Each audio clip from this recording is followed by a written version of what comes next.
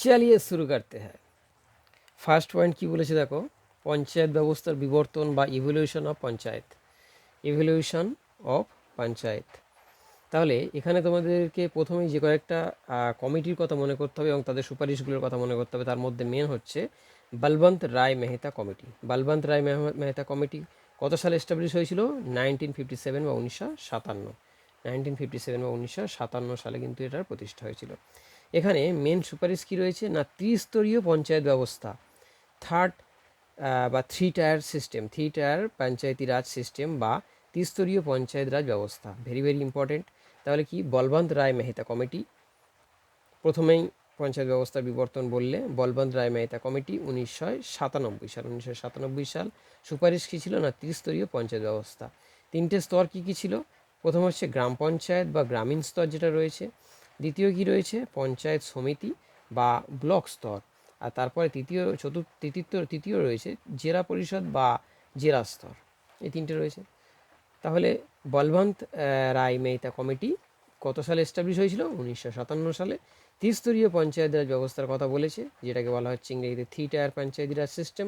প্রথম কি বলেছে? গ্রাম পঞ্চায়েত বা গ্রামীণ স্তর, পঞ্চায়েত সমিতি বা ব্লক স্তর, যেটাকে হচ্ছে ইন্টারমিডিয়েট লেভেল বলা হয়, আর জেলা পরিষদ বা জেলা স্তর। মনে থাকবে। ওকে, এবার কিছু গুরুত্বপূর্ণ তথ্যের মধ্যে প্রথম হচ্ছে রাজস্থান। রাজস্থান প্রথম রাজ্য হিসেবে পঞ্চায়েতি রাজ ব্যবস্থা চালু করে, ভেরি ভেরি ইম্পর্টেন্ট, ভিভিআই। ঠিক আছে, ভেরি ভেরি ইম্পর্টেন্ট যে রাজস্থানে এই নাগৌর গ্রামে প্রথমেই পঞ্চায়েতি রাজ ব্যবস্থা চালু হয়। কত সালে যদি বলে, মনে রাখবে 2রা অক্টোবর 1959। 2রা অক্টোবর 1959। 1957 সাথে 2 যোগ করবে, 1959 পেয়ে যাবে। আর এই 2 মনে রাখবে 2রা অক্টোবর, একটা ছোট্ট ঠিক। আচ্ছা, এরপরে চালু হয়েছিল, অতটা না মনে রাখলেও হবে, অন্ধ্রপ্রদেশে 11ই অক্টোবর 1959 সালে, অর্থাৎ একই বছরে 2রা অক্টোবরই অন্ধ্রপ্রদেশে চালু হয়। ওকে, দ্বিতীয় হচ্ছে, এটা কিন্তু খুব ইম্পর্টেন্ট, বলবন্ত রায় মেহতা কমিটি, এটা মোস্ট ইম্পর্টেন্ট যেটাকে বললাম। দ্বিতীয় আসছে অশোক মেহতা কমিটি, যেটা হচ্ছে 1977 সাল। 1977, ঠিক এর 20 সাল পরে, ঠিক এর 20 সাল পরে, লাস্ট 20 ইয়ার্স, ঠিক এর 20 সাল পরে অশোক মেহতা কমিটি, এর সুপারিশ কী ছিল না, দ্বিস্তরীয় পঞ্চায়েত ব্যবস্থা বা টু টায়ার সিস্টেম। এখানে কী ছিল? জেলা পরিষদ বা প্রধান একক আর মণ্ডল পঞ্চায়েত বা গ্রাম পঞ্চায়েত যেটা রয়েছে, এখানটায় কিন্তু যে ব্লক বা মিডিল স্টেজটা ছিল না। আচ্ছা, তারপরে আসছে জি.ভি.কে রাও কমিটি। জি.ভি.কে রাও কমিটি 1985 সালে, ঠিক এর থেকে 8 বছর পরে, 8 বছর পরে জি.ভি.কে রাও কমিটি। আচ্ছা, এর যে মেন পয়েন্ট বা মেন সুপারিশ ছিল সেটা হলো যে নোডাল এজেন্সি, জেলা পরিষদকে নোডাল এজেন্সি হিসেবে প্রস্তাব দেয়, কাজ করার প্রস্তাব দেয়। তাহলে খুব ভালো করে দেখে নিচ্ছ তোমরা যে বলবন্ত রায় মেহতা কমিটি, যেটা হচ্ছে 1957 সালে, 1957 সালে এটা হচ্ছে কমিটি সুপারিশ করেছিল কি না, ত্রিস্তরীয় পঞ্চায়েত ব্যবস্থা, ত্রিস্তরীয় পঞ্চায়েত ব্যবস্থা, গ্রাম পঞ্চায়েত, পঞ্চায়েত সমিতি আর জেলা পরিষদ। তারপরে আমরা কিছু গুরুত্বপূর্ণ ফ্যাক্টস দেখলাম, ভেরি ভেরি ইম্পর্টেন্ট, যেটা কি না, রাজস্থান প্রথমে পঞ্চায়েতি রাজ ব্যবস্থা চালু করে, কোথায় না, নাগৌর নামক গ্রামে। তারপর কত সালে চালু হয় না, 1957 সালে 2 যোগ করব, তাহলে হবে 1959, তাহলে 2রা অক্টোবর 1959। এরপরে অন্ধ্রপ্রদেশে চালু হয়। তারপরের কমিটি হচ্ছে অশোক মেহতা কমিটি। অশোক মেহতা কমিটি 1977 সাল, দ্বিস্তরীয় পঞ্চায়েত ব্যবস্থার কথা বলে, আর এটা কি জেলা পরিষদ আর মণ্ডল পঞ্চায়েত বা গ্রাম পঞ্চায়েত। তারপরে জি.ভি.কে রাও কমিটি 1985, ঠিক তার 8 বছর পরে এটা হয়। আর এখানকার মেন যে সুপারিশটা ছিল সেটা হচ্ছে জেলা পরিষদকে উন্নয়নের নোডাল এজেন্সি হিসেবে কাজ করার প্রস্তাব দেয়। তার পরবর্তী কমিটি হচ্ছে এল.এম. সিংভি কমিটি। এল.এম. সিংভি কমিটি 1886, অর্থাৎ 1885, অর্থাৎ এর ঠিক পরের বছর এটা আসে। এর যে মেন সুপারিশটা হচ্ছে সাংবিধানিক মর্যাদা দেয়া, কি না, পঞ্চায়েতি রাজকে সাংবিধানিক মর্যাদা দেওয়া, এটা খুব important, very very important point, এখানটা এইটাই রয়েছে। আর একটা কী রয়েছে না, গ্রামসভাকে প্রত্যক্ষ গণতন্ত্রের প্রতীক বলে উল্লেখ করা। এই দুটো এখান থেকে মনে রাখতে হবে। তারপর আসছে থুঙ্গান কমিটি 1988। দেখো, তোমাদের পঞ্চায়েতের যে জিকেটা করাচ্ছি, খুব ছোট একটা পার্ট, বাট এই পার্ট থেকে কিন্তু অজস্র কোশ্চেন আসতে পারে, এবং এইটুকু যদি একটু ভালোভাবে মাথায় রাখো, পুরো জিনিসটা একটা চক আউট হয়ে যাবে, একদম খুব গুছিয়ে সুন্দরভাবে মনে রাখলে এখান থেকেই কোশ্চেন ফাঁসবে, একদম 100% গ্যারান্টি। থুঙ্গান কমিটি 1988, তেমন একটা আউটপুট নেই। তারপরে হচ্ছে গডগিল কমিটি 1988, এখানে কিন্তু ভেরি ভেরি ইম্পর্টেন্ট কয়েকটা পয়েন্ট আছে। এটাও কিন্তু ভেরি ভেরি ইম্পর্টেন্ট কয়েকটা পয়েন্ট আছে, কারণ এখানে বলা হয়েছে যে ত্রিস্তরীয় সদস্যের কথা বলা হয়েছে, আর ত্রিস্তরীয় সদস্যদের সরাসরি নির্বাচনের কথা বলেছে, আর মেয়াদ বলে দিয়েছে 5 বছর। তাহলে যদি বলে যে পঞ্চায়েতি রাজে কোন কমিটির সুপারিশে পঞ্চায়েতের মেয়াদের কথা বলা হয়েছে, সেটা কিন্তু ডিরেক্ট উত্তর হয়ে যাবে গডগিল কমিটি। আর ঠিক এখানেই তপশিলি জাতি ও উপজাতি জনজাতিদের আর মহিলা সংরক্ষণের কথা বলা হয়েছে। এই দুটো পয়েন্ট মাস্ট ইম্পর্টেন্ট। আচ্ছা, পরে দেখে নেব যে ত্রিস্তর যেটা বলা হয়েছে, এই অ্যারোটা একটু আপ ডাউন হবে, অর্থাৎ যেটা হচ্ছে নিচ থেকে উপরে আছে, ওপর থেকে নিচে হবে, অর্থাৎ গ্রাম পঞ্চায়েত, তারপর পঞ্চায়েত সমিতি এবং সর্বশেষ জেলা পরিষদ। এবার দেখো খুব ইম্পর্টেন্ট একটা জিনিস, 73তম সংবিধান সংশোধনী আইন 1992 বা 73rd কনস্টিটিউশনাল অ্যামেন্ডমেন্ট 1992। এর প্রধান বৈশিষ্ট্যগুলো কি বলেছে? পঞ্চায়েতি রাজ প্রতিষ্ঠান গঠন বাধ্যতামূলক করা, অর্থাৎ এখান থেকে কিন্তু যদি বলে যে তোমাদের পঞ্চায়েতি রাজ সিস্টেমটা সাংবিধানিকভাবে স্বীকৃতি পায় কবে, তখন হয়ে যাবে এই 73rd অ্যামেন্ডমেন্ট 1992।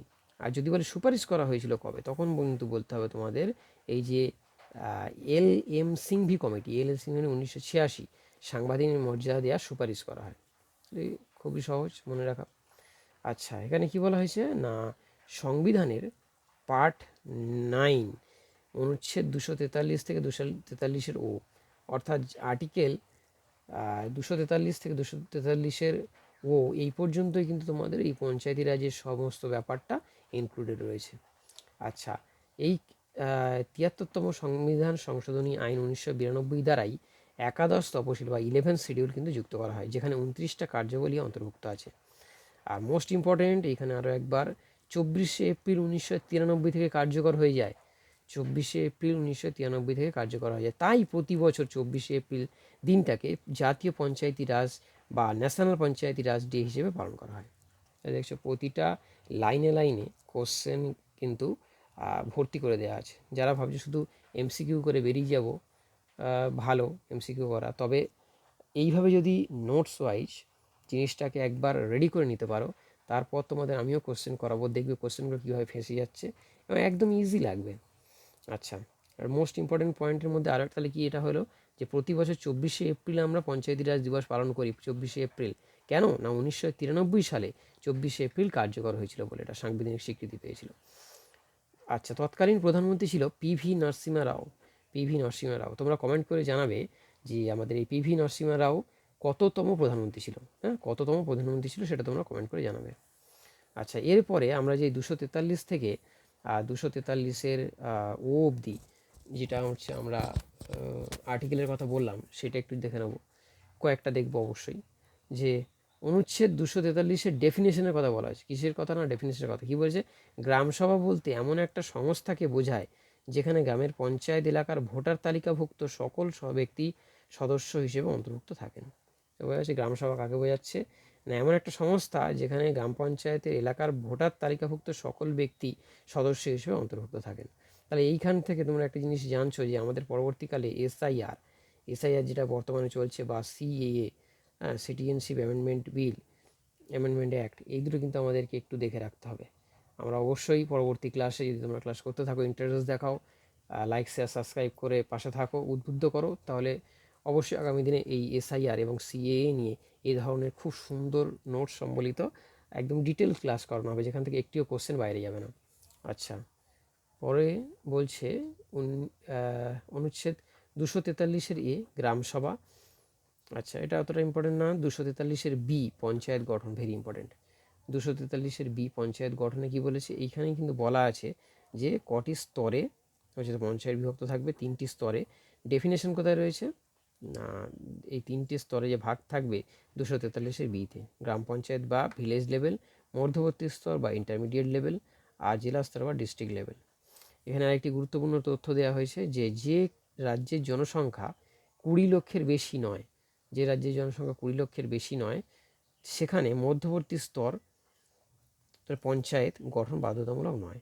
তারা বলছে যে সমস্ত রাজ্যের জনসংখ্যা 20 লক্ষের বেশি নয় সেখানে মধ্যবর্তী স্তরে পঞ্চায়েত গঠন বাধ্যতামূলক নয়। তাহলে আমরা এই পেজ থেকে যে কটা মোস্ট ইম্পর্টেন্ট জিনিস জানলাম সেটা কি না, এই যে আমাদের কমিটি এবং তার সুপারিশ, বলবন্ত রায় মেহতা কমিটি 1957, এবং তার যে সুপারিশগুলো রয়েছে 3 টায়ার পঞ্চায়েতি রাজ সিস্টেম। তারপরে দেখলাম রাজস্থানের নাগৌর যে গ্রাম রয়েছে সেখানে প্রথম পঞ্চায়েতি রাজ ব্যবস্থা চালু হয়েছিল কত সালে? 2রা অক্টোবর 1969। তারপরে আমরা কি দেখেছিলাম যে অশোক মেহতা কমিটি 1977, ঠিক তার 20 বছর পরে দ্বিস্তরীয় পঞ্চায়েত ব্যবস্থার কথা বলেছিল। তারপরে আমরা কি দেখেছি না, নোডাল এজেন্সি, জেলা পরিষদকে নোডাল এজেন্সি হিসেবে কাজ করার প্রস্তাব দেয় কে? GV.K. রাও কমিটি। তারপরে ইম্পর্টেন্ট জিনিস দেখেছি ML সিংভি কমিটি সাংবিধানিক মর্যাদা দেওয়ার সুপারিশ করে, আর কোনো গ্রামসভাকে প্রত্যক্ষ গণতন্ত্রের প্রতীক বলা হয়। তারপর হচ্ছে থুঙ্গন কমিটি, এটা অতটা ইম্পর্টেন্ট নয়। তারপরে হচ্ছে গাডগিল কমিটি। গাডগিল কমিটির ইম্পর্টেন্ট যে বিষয়গুলো সেগুলো হচ্ছে 5 বছরের মেয়াদ যেটা নির্ধারণ করা হয়েছে, আর SC/STদের জন্য সংরক্ষণ। তারপরে দেখো তোমাদেরকে এই যে 3 টায়ার সিস্টেমটা কেমন থাকে, যে প্রথমে গ্রাম পঞ্চায়েত, তারপর পঞ্চায়েত সমিতি, তারপর জেলা পরিষদ। আচ্ছা, তারপর 73তম সংবিধান সংশোধনী আইন 1992 সাল। এখান থেকে আমরা কী দেখেছি যে পঞ্চায়েত রাজ গঠন বাধ্যতামূলক, অর্থাৎ সাংবিধানিক স্বীকৃতি পেয়েছে। পার্ট এখানে 9-এর অনুচ্ছেদ 243 থেকে 243-এর ওতেই সব কিছু বলা হয়েছে পঞ্চায়েত সম্বন্ধীয়। আচ্ছা, তপশিলি 11তম তপশিলি যুক্ত করা হয়েছে, আর 24শে এপ্রিল 1993 সালে এটা কার্যকর হয়, এবং তাই 24শে এপ্রিল পঞ্চায়েত দিবস বা জাতীয় পঞ্চায়েতি রাজ দিবস হিসেবে পালন করা হয়। আর ওই সময় তৎকালীন প্রধানমন্ত্রী ছিলেন ডক্টর PV নরসিমহা রাও। তারপরে আমরা দেখেছি যে যে সমস্ত অনুচ্ছেদগুলো নিয়ে 243-এর ডেফিনেশন রয়েছে, গ্রামসভা কাকে বলে। 243-এর এতেও গ্রামসভা হিসেবে বলা আছে। 243-এর বিতে যে 3 টায়ার সিস্টেম সেইটা উল্লেখ করা রয়েছে। আর কি রয়েছে না, 20 লক্ষের বেশি হলে জনসংখ্যা সেখানে মধ্যবর্তী স্তরে যে পঞ্চায়েত সেটা থাকবে না, নাও থাকতে পারে। ওকে, তাহলে যেটুকু করলাম সেখান থেকে, যেটুকুর মধ্যে থেকেই আমরা কিছু প্রশ্ন উত্তর দেখে নিই। তোমরা হচ্ছে উত্তর না দেখেই, এখানে উত্তর করে দেওয়া আছে, উত্তর না দেখে তোমরা উত্তর করার চেষ্টা করো। যে বলেছে বলবন্ত রায় মেহতা কমিটি কোন সালে গঠিত হয়েছিল? তাহলে 1952, 1957, 1962, 1977। তাহলে আমরা খুব ক্লিয়ারলি এটা জেনেছি যে 1957। এখানে দেখো অ্যান্সার বি করা আছে, বলবন্ত রায় মেহতা কমিটি 1957 সালে গঠিত হয়। তার পরের কোশ্চেন কী রয়েছে? পরের কোশ্চেন রয়েছে পঞ্চায়েতি রাজ ব্যবস্থা প্রথম কোন রাজ্যে চালু হয়েছিল? তোমরা দেখবে যে কটা কোশ্চেন এখান থেকে নেওয়া হয়েছে। আচ্ছা, এটা 3 নম্বর কোশ্চেন, এইদিকে হচ্ছে পাবো।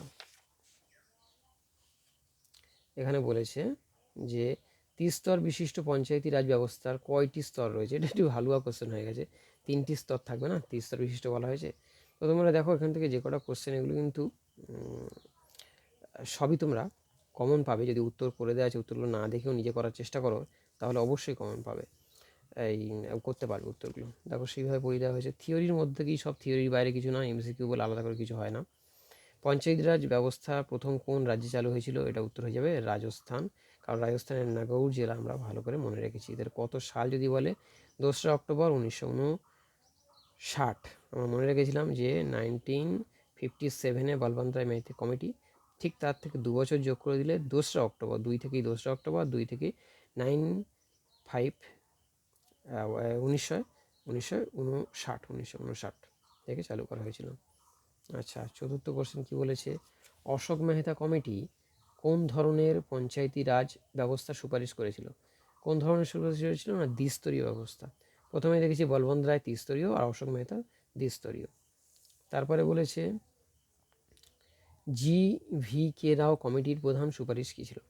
তাহলে দেখো, গ্রাম সভাকে শক্তিশালী করা, জেলা পরিষদের উন্নয়নের নোডাল এজেন্সি করা। তো একদম আর যেতেই হবে না, নোডাল যেই পেয়ে যাবো ঠিক মেরে দাও।